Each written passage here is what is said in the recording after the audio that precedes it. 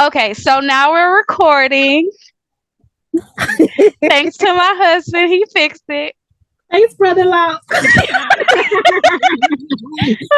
So the gag is we have been recording this. We had recorded this podcast earlier and wasn't even recording. So we about to run through it again. We Okay. about to run it back, Right. If at first you don't succeed, dust yourself off, and try try again again. and So we again and gonna get it. again. We gonna get it right, y'all. Be patient with us. So what's up, y'all? Thank you for tuning in to Sisters in Crime with Shy and Toy. I'm Shy, which is short for Shamia. And I'm Toy, which is short for Latoya.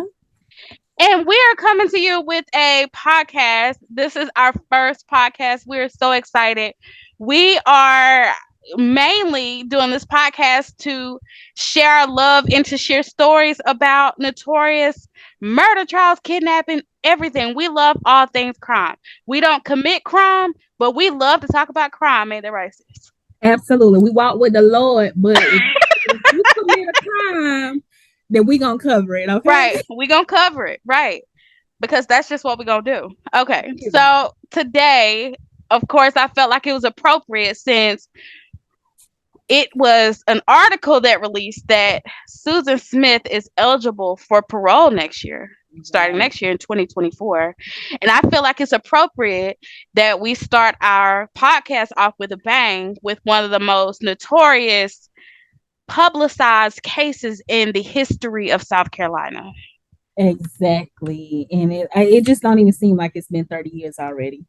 Literally, like, sis, those kids were our age. Like, we were the Yeah. same age. And it's just blows my mind when I think about it because, I mean, of course, I wasn't old enough to know about the case when it was happening. But, like, now just looking back, because I remember hearing my grandmother, mother, all my family used to talk about the case because it was really, really national, like, all over the nation Yeah. about, like, even Oprah and Al Sharpton came to South Carolina. And it Right. was just like my grandmother used to say, like, you around that time when the trial was going on and the whole investigation was going on, you could not get a call to Union at all. I believe it. You couldn't Because get a call. Union is one of them little small places. Everybody know everybody, and as soon as something happened, like it's like magnified Yes. times 10. Like, yes, I believe it. Yes, because I mean, not to say that murder is exciting, but in places like Little Union and Little Packlet, which is where I'm from, Mhm. um, not a lot goes on in those cities. So, like, once something happens, it's just like everything everybody talks about. And this was That definitely case. that the case for South That Carolina. case. Yes. So I So think, right, go ahead, sis. no, you're fine. So we're gonna start off just talking about her background and upbringing. And Shy, you want to jump into that, and then we just gonna take it from there and walk y'all through good old, Susan Smith, the original hot girl. Because and she was. I mean, not to not to laugh about it, but it's like, yeah, like she was the true definition of a hot girl, but she took it way too far, you know. But just for her, like, just reading about her life and her upbringing and the turbulence that she went through as a kid, Mm-hmm. really, I developed a soft spot for her Mm-hmm. because it was reported that from a very early age, she was molested several times by her stepfather and tried to tell someone and they didn't believe her. Mm-hmm. And and her mom, Linda Vaughn, and her dad, Harry Vaughn, she was the youngest of three kids. She was the only girl. She had two other brothers, but their parents' relationship was so toxic. And she had, like, at the age of 6, her dad committed suicide and he was 37 years old. So, like, that, like, her childhood from day one was tumultuous. And I And like, think that begins the mental health issues that she had because she had her first suicide attempt at the age of 13. Like she had several, from what I read, several Hmm. suicide attempts. Like Right. one that was noted was like, I believe it was her second attempt. It was like a little before she, or it was a little before, a little after she graduated high school. I think it was before she was involved. And just think of the age you are in high school. She was already involved with a married man, Right. and he ended the relationship, ended the affair, which led to her second suicide attempt. It's just like when men ended relationships with her, she just spiraled out of Right. control. And she had that history of depression, but it just seems to revolve around men. And I think that stems from her stepfather, who was continuously molesting her. And it's like all these adult people who are supposed to protect me, are really, they're taking advantage of me.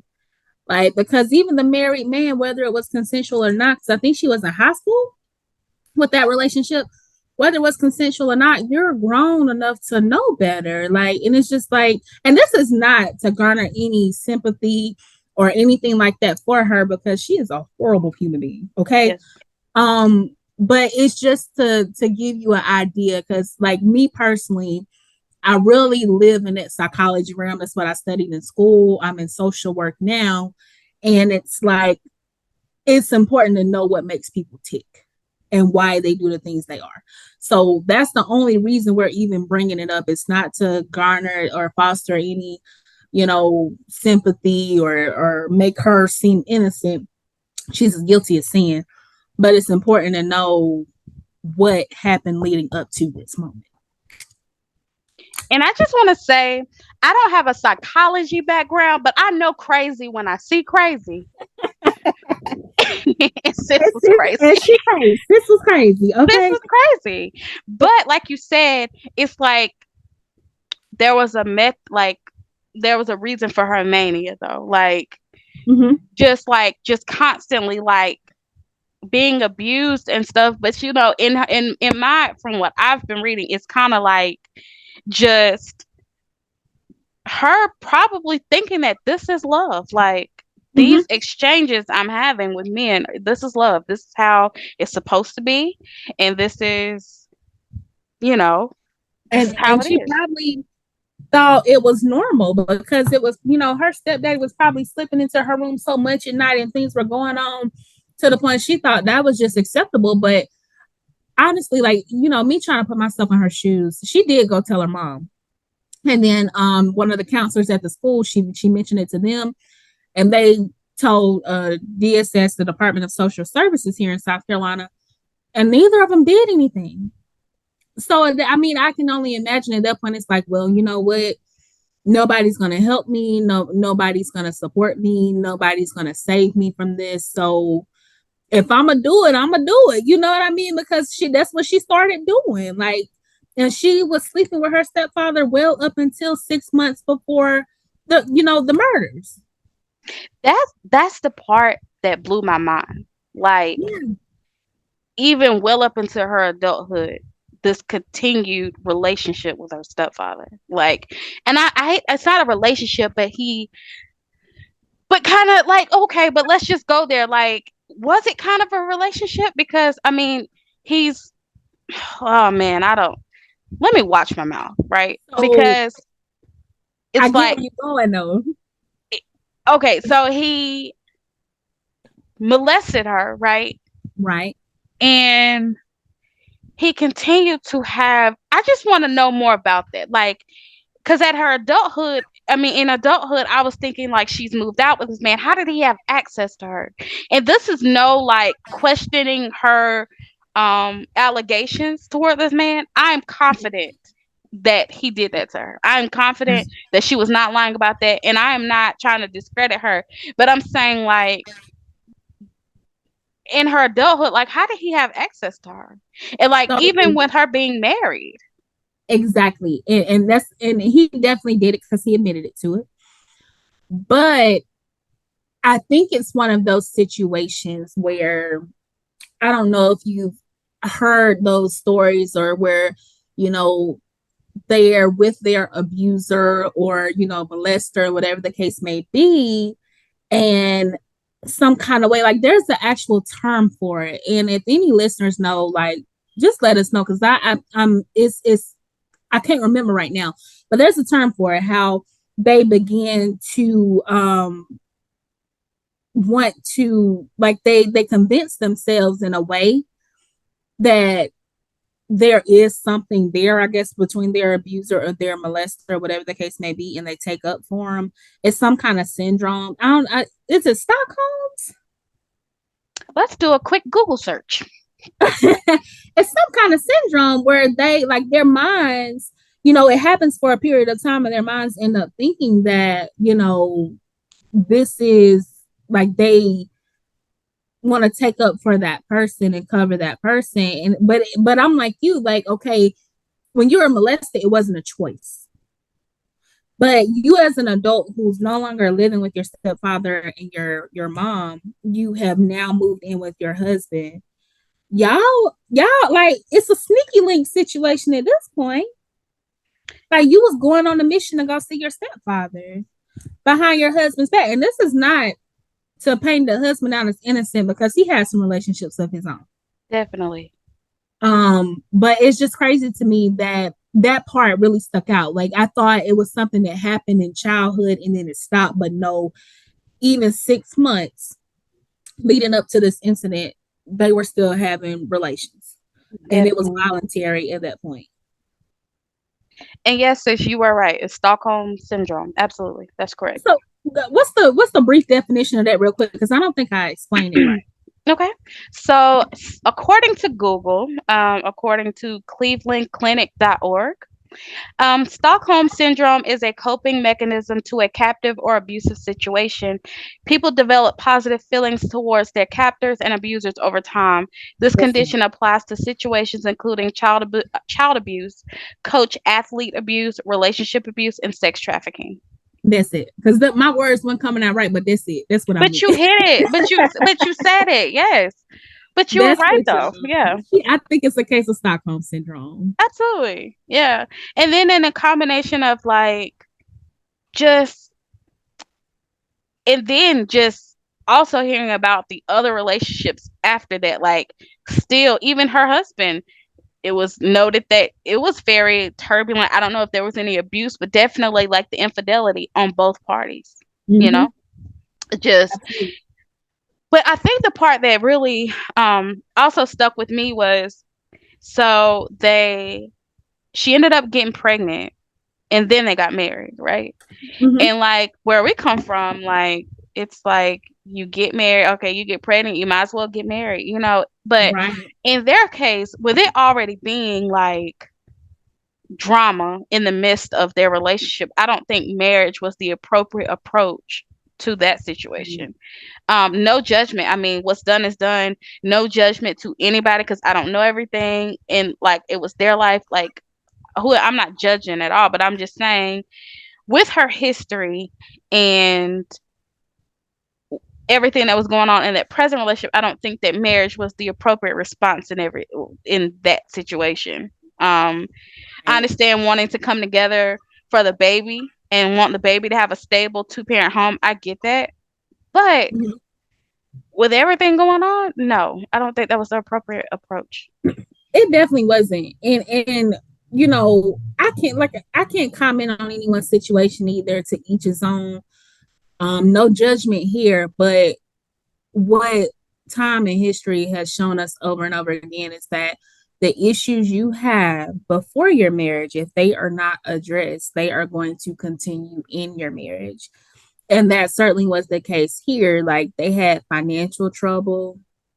And I think I read somewhere when they originally got married, like, what's the husband's name? David Smith. He had a significant loss. He lost his brother, like a close family member. I'm pretty sure it was his brother. So they started off with the odds against them.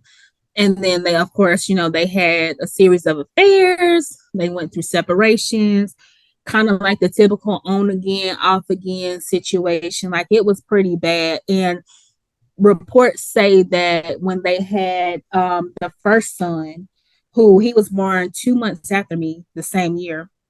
I'm giving away my age now, but That's anyway. crazy. Um, Michael Daniel Smith, when they had him, like it caused an even bigger rift in the relationship. And then they went through yet another separation. So it's just like that roller coaster relationship. Like, and I really don't think marriage was the answer in this case because we see how that ended. Yeah, no. And like, so after the kids were born, they separated again. And I have not been able to find the timeline or even like the instance in how she met the guy, Mr. Finley. I can't remember his first name. And I might Huh. even be pronouncing his last name incorrectly. I apologize. Um, it doesn't even detail how she met him, but it was like this quick from what from what I read, it was kind of like this whirlwind relationship. Like it was just like fun, like on his part, like fun. It wasn't like I don't think it was more serious. But for her, someone who's been through trauma and abuse in relationships and sexual abuse, not really knowing what's real and what's not. Right. Not to put this all on her because you know It takes two. it takes two, but just this whole thing about her just being in a relationship with this man, and he was married too. Very Mhm. right, correct. He was married. Um, No, that he I wasn't married. no, that was okay. So she was with a married man, but Tom Finley was not married. He was His not point married. was that he Yes. did not want a ready-made family, so he did not. He was not ready for kids and stuff. Yes. He didn't want the kids. That was his thing that he described in a letter. Now, let's just get to the case, right? Because every time I think about the fact that this man wrote this woman a letter to break up Mhm. with her just sends me, sis. It sends me. Right, and Because, me too. like, how do you feel like it's appropriate to, like, write Break her up a letter in a letter, in a letter? like Like, it's giving white chicks. I'm gonna write a letter, but like, and dating was different at that time. yes, Because when I did my research on this, I got upset because I was like, if a man broke up with me in a letter, baby, like I couldn't even imagine. But I had to think that they didn't have cell phones during this time period. I think this was like in the very, very beginning where cell phones were just being manufactured and it was like a rare commodity. So it's like one of those things like if you have a cell phone, oh, he got money. But right. y'all were dating, like you worked together. You couldn't have had that conversation with her in person. Yes, yes. Like, and also, I don't know if you saw this, but I also saw that one of the other reasons that he ended things with her again, the relationship was primarily one-sided. Tom was very much there for a good time, not a long time. Yes. But one of the other things I read was that Susan admitted to Tom that she had also slept with his dad. Like the whole family run console, but if you come to me and tell me you done slept with my daddy, like, girl, what you expect? You think we about to continue this relationship? Like, absolutely not. Don't get it. Like the daddy too? The daddy too, girl. And I'm like she was just throwing her cat all over Union County because it's like that's that repetitive cycle though. Like she wants love so bad. And I think she expresses that through just having these sexual relations with all these men. And it's like that started as a teenager. Right. I mean, with her stepfather, and I guess she thought that that's how men express their love to you. And it's Yeah. not. Yeah. But just know, like, regard, like you had the daddy, the son, you had a husband, you just didn't care. But like I will say I am a strong believer in what happens to you as a child, you can't stop. But as an adult, it's your job to heal. It's your job to heal. And I believe that as well. But it's one of those situations where all these things that happen to us in childhood, like our childhood experiences directly intersect and they, shape our identity, the way we develop and things like that. So we have to be mindful also that yes, legally Susan is an adult at this point, but those traumatic experiences, they more than likely damage like neurons and synapses and stuff in the brain because that induces stress, and stress damages those connections that are important, especially in your teenage years and early adulthood, because those synapses and neurons and the nerves don't stop developing until middle adulthood. Yeah. So she, all of that led up to her killing her kids. And she has that repeat pattern where I'm with this man, it doesn't work, I'm depressed, I'm gonna commit suicide. But and that's what she really said, that she went out there to kill herself. But we know that's not what happened. Right. Because my thing is, if your intentions originally were to commit suicide, why would you go home and get your kids and put them in the car and take them to the lake with you? But I honestly believe she thought about it a minute. Like, Yeah. she got this letter from this man and he says, "All right, I don't want this relationship anymore. I don't want a ready-made family. Like, I don't want this anymore." And she thought, "Okay, well, how do I fix this? All right, if it's the kids, I'll just." And that is, when you think about that, that is the most disturbing Yeah. thing, to think that your remedy to fix this relationship with someone is to kill your children. Mm-hmm. That is so disturbing. Very, very, because I couldn't imagine. So now that we've talked a lot about the early part of her life, because I feel like a deep dive into history helps to enlighten us on how we got here today. Uh-huh. So it all started, of course, in October, I believe. Let me go back and look at the date. October 25th, 1994. She Uh-huh. had reported, Miss Susie, ma'am, had reported that she had been carjacked, By black and men. with her two kids in the back seat. So, of course, I mean, two kids carjacking, Union is small, everybody knows each other. I mean, immediately people, developed a search team to find these kids. I mean, she's doing press conferences with her husband, screaming and crying. But the Mhm. investigators are like, "Nah, boo, something, The story ain't, look, the math ain't the math ain't math." math. Because like I don't know a lot about Union. I mean, I'm from Packlet, which is close to Union, but like the parameters of the lake and where she said the car where she was carjacked, that's a long ass way It from. ain't make sense. It didn't make sense. And So I like, can tell you for sure because I'm from Union and surrounding areas. Okay. thanks. It ain't make sense. Ain't no way. No. And then what really fueled the fire was to blame it on a black man, which prompted Oprah and Al Sharpton to come to South Carolina.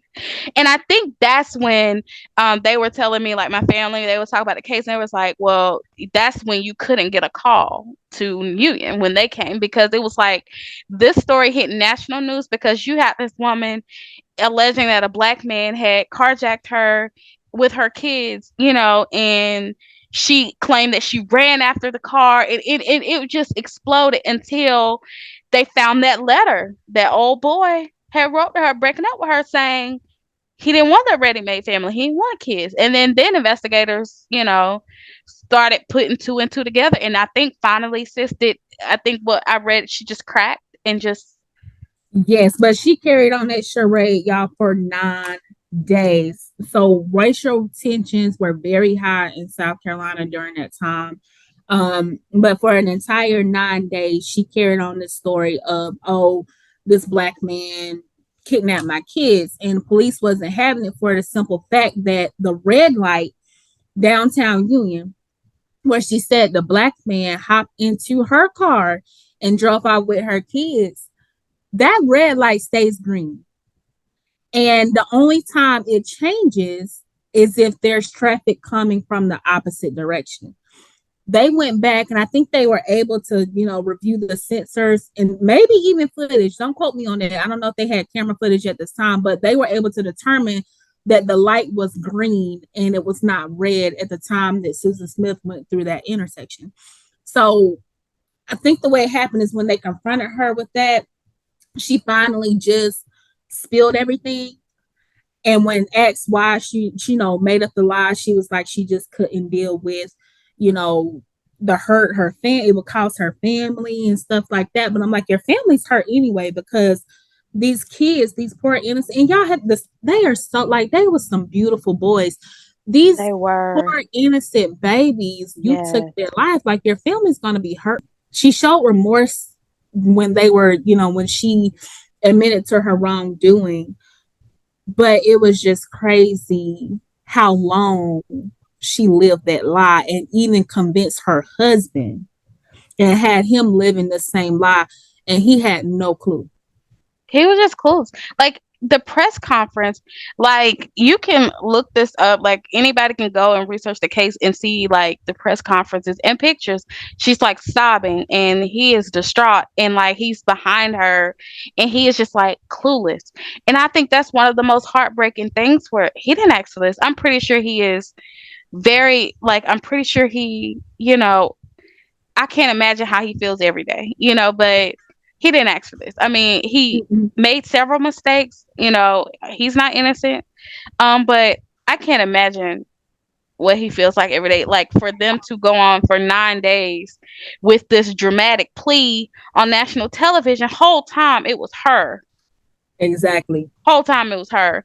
And, finally her confessing, I think on November 3rd, she finally confessed that Mm-hmm. what she did was rode around Union Mm-hmm. um in a fit of rage. No, I don't think that's appropriate to say. It just what I envision in my head, just upset and distraught that this man, who's technically wasn't her man, because y'all got to keep in mind, sis was married.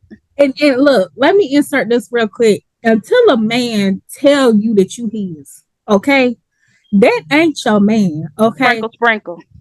Sprinkle, sprinkle. That's not your man, sis. Like, that was just a little fun time, and she didn't understand that.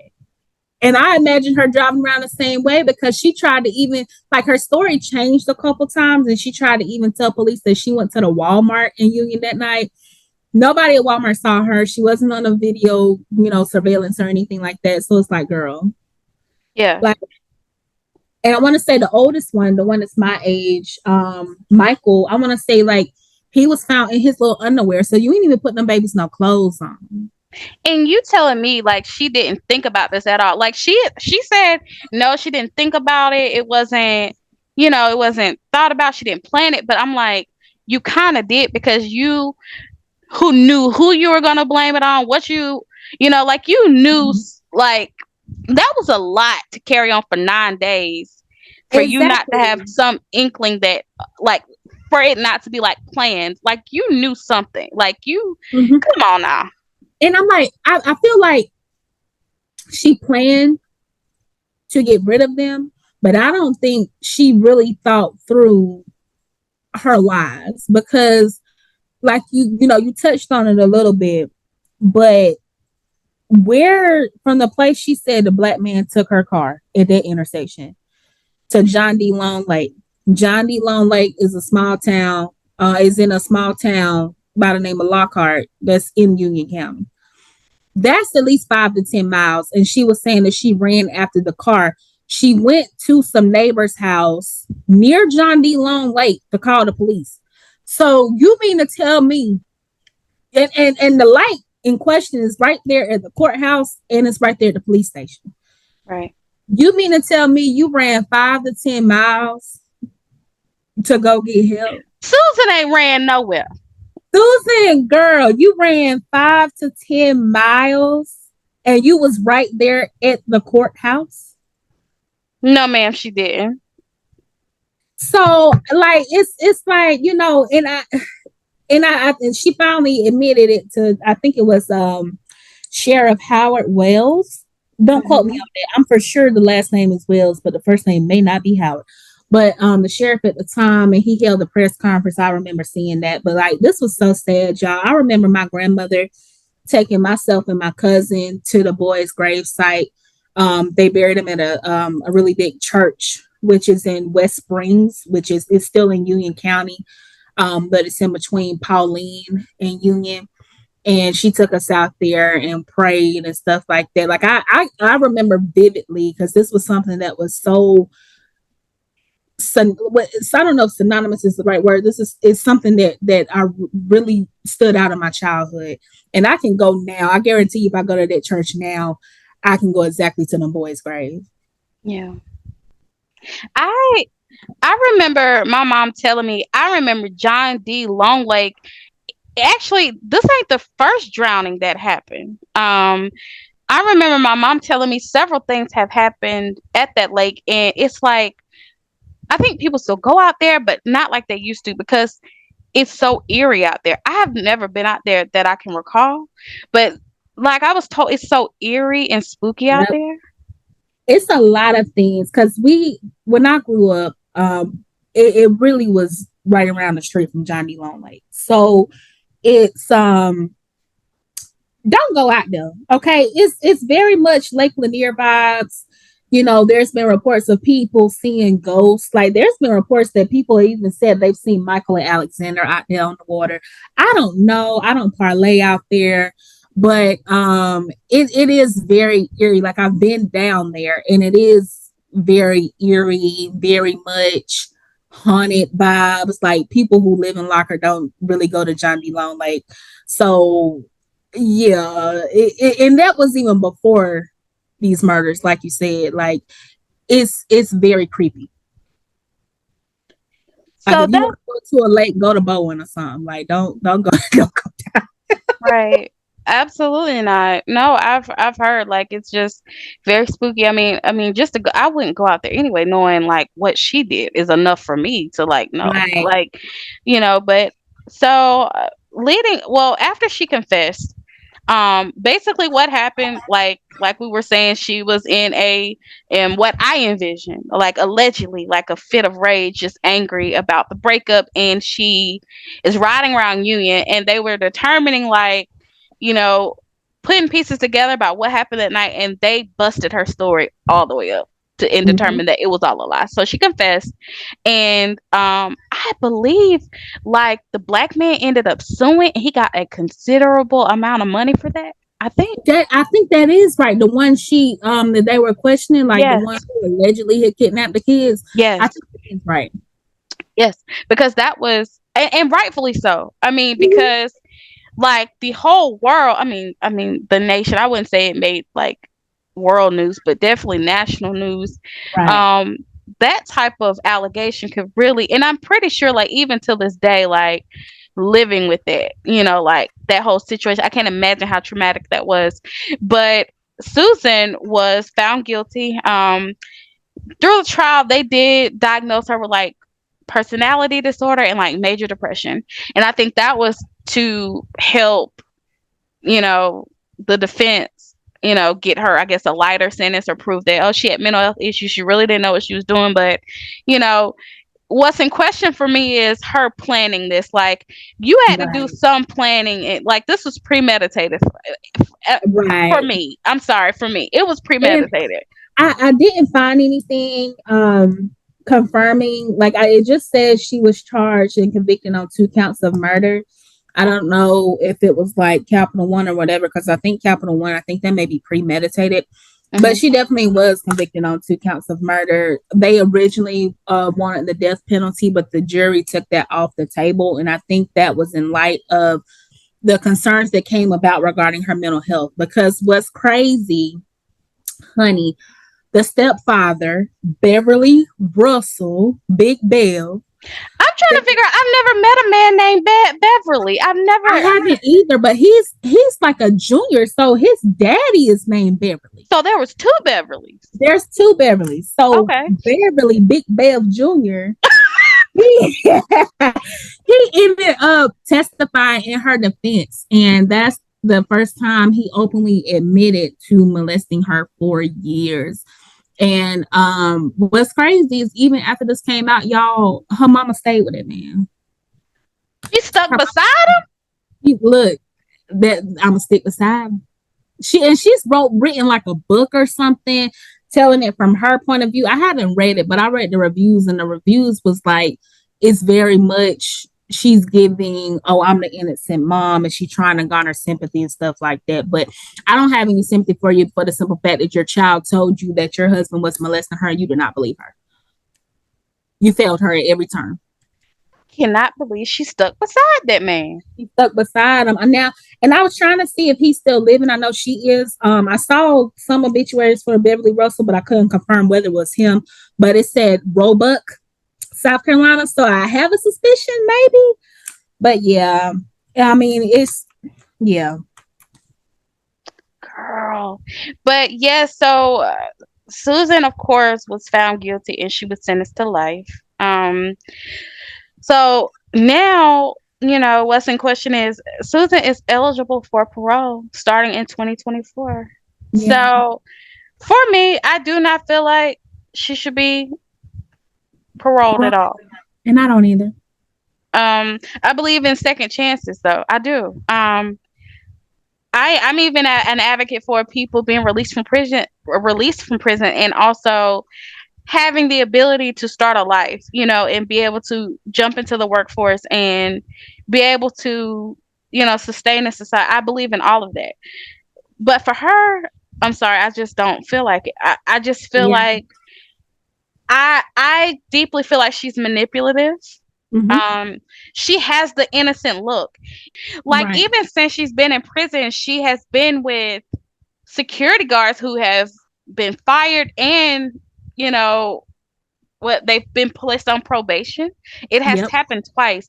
I remember when she first got put in prison, so many, like she had to be changed around a couple times Mm-hmm. due to different things. But now, it's just looking back, it's just really sad knowing that the boys would have been our age and have Yeah. were robbed of a full life, and things they didn't even no control, things they have no Right. control of. It was her job to protect them as as a parent, to protect them, but no, whole time they needed protection from you. Exactly. So I've always loved to talk about this case and to, hear people's perspective of this case, Mm-hmm. because not many people focus on the mental health part. Right. Yeah. And we're covering a lot of murder case. We're going to cover murder cases in South Carolina, but if you guys have any recommendations, any ones you want us to cover specifically, just let us know. But this will not be the last that you hear from Sisters in Crime with Shy and Toy. Absolutely, y'all. Thank y'all for tuning in, and we will be back next week. Like she said, let us know if you want to see or hear about any cases or any recommendations. Thank y'all so much. Have a good night. Bye.